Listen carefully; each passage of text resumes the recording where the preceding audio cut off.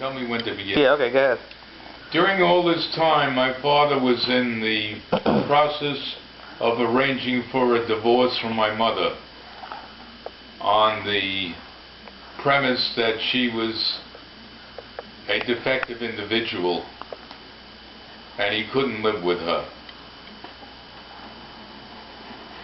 By the way, the story goes in my family that my mother, during an argument with my father, threw something at him. I heard it was a pen. The pen hit just above his eye, and I was always told, and I saw it, that for the rest of his life he had a blue mark on his eyelid. So that might have been contributed to her institutionalization.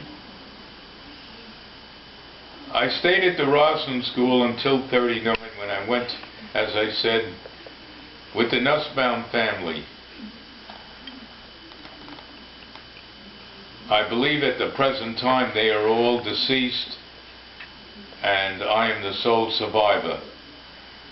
The Nussbaum family consisted of Mrs. Ruth Nussbaum, her daughter Phyllis, her son Manuel, her estranged husband who lived with her, and her two brothers, Abe and Morris. We all lived in the same apartment, along with a boarder, a Miss Levine, who rented a room. I lived there until 1941,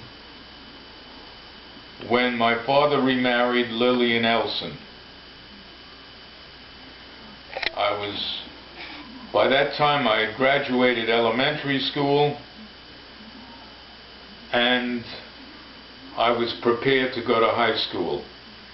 I would also like to say that during the summer of 1938, I went to Camp Wilmette for 3 weeks up in the country.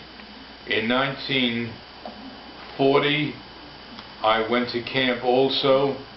I went to Camp Sedgwin, which was up in the Catskills, and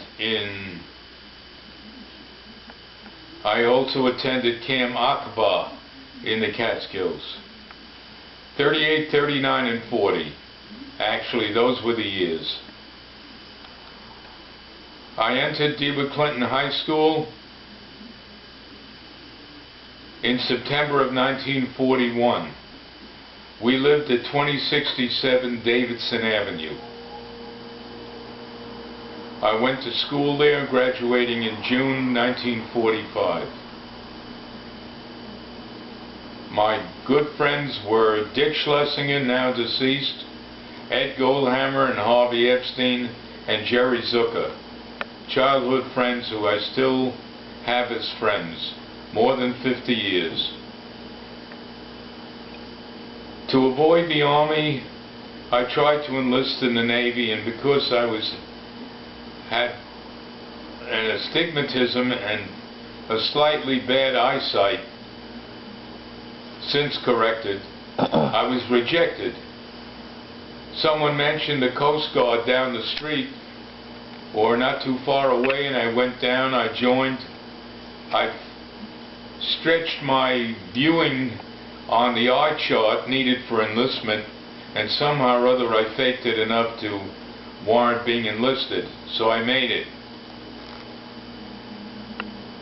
In early July of 1945, I went off to boot camp in the Coast Guard at Manhattan Beach, Brooklyn. I served less than a year in the Coast Guard because the war ended.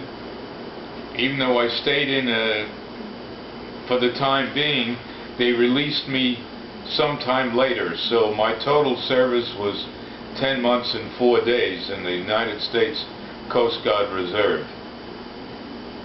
Upon returning home, I thought of going to college and tried to enroll at New York University, but there was no room for me. They were overloaded with veterans who were applying, and I just didn't get the opportunity to enroll at that time.